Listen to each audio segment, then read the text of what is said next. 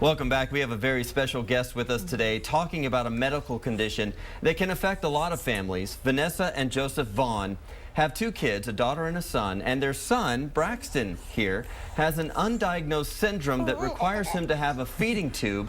He's now 19 months old, and the family is doing well thanks to their outside support and their outlook on the situation.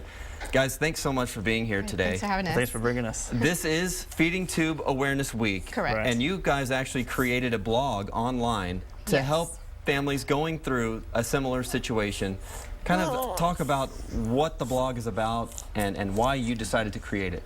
Well, we started everything basically trying to keep our family in the loop. It's difficult to make that phone call 15 times and say, this is what's going on with Braxton. So we wanted to mainly let them know what was going on with him, but also anyone that might be on the same journey as us, being able to let them know that they're not alone, that there are tons of support resources available to them. Yeah, you walk them by step by step on how to deal with this particular condition, but really can apply to any condition. Correct. Right. And Everyone expects their child to be normal coming out. Right. That's his take on being normal. Yeah. He's definitely thrown us for a loop. But one thing too, we've reached out with other organizations like Feeding Tube Awareness Foundation, and they created this awareness week about 3 years ago. And when you think about a feeding tube, you think about your end of life, or there's a silly KE diet that they're, I guess, trying to put out there now too. Right. So just to know that there are children who require the feeding tube, it helps them to grow and develop normally, and I mean, Braxton's thriving because of it. And I mean, it was pretty scary and overwhelming at first, but now it's something that we've kind of grown to love. He's obviously got a lot of personality and a lot of life in him. And talk about the feeding tube process, because I think he's just about due for a feeding, right? So basically what Braxton has is a G tube. It goes directly into his abdomen, into the stomach. Okay.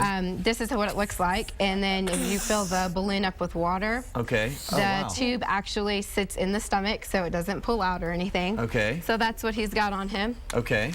And then we have a small extension that comes out so we can actually feed him with.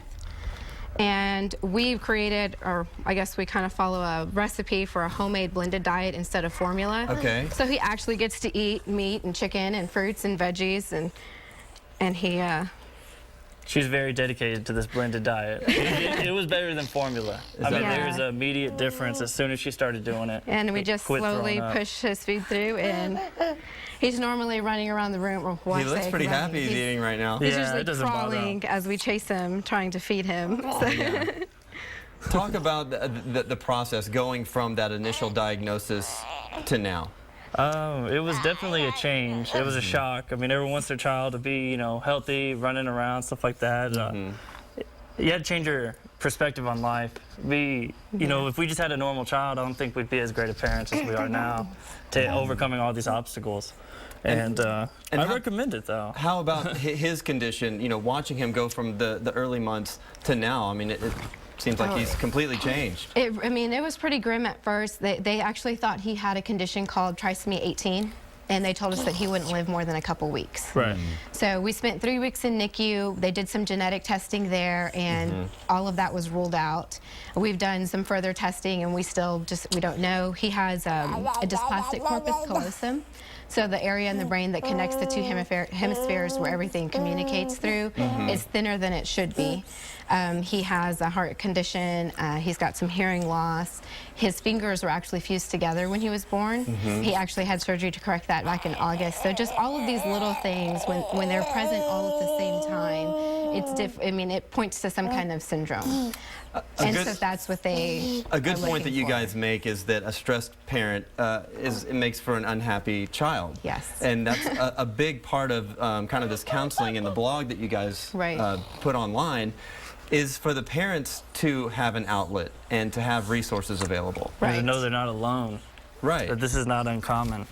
As uncommon as I thought. I never knew about it until we had our son. Right. You know, and now we seem like nurses at home with being able to figure things out if it comes out or something like that. You know what I mean? Well, you guys all seem very happy. You guys are doing a great thing with trying to support and help other families that might be going through a similar situation. So thank you guys for everything that you do, and thank you for sharing your story with us today. Thanks for having us. All right. Take care, Braxton.